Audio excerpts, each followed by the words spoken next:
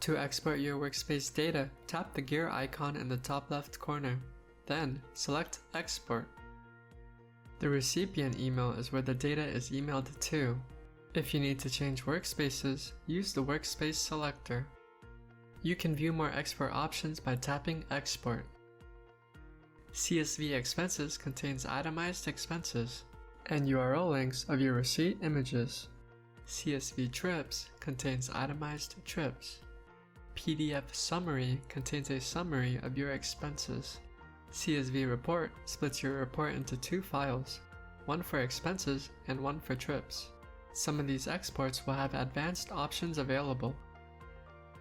Include Archive includes your deleted expenses. Split by User separates each user's expenses into different files.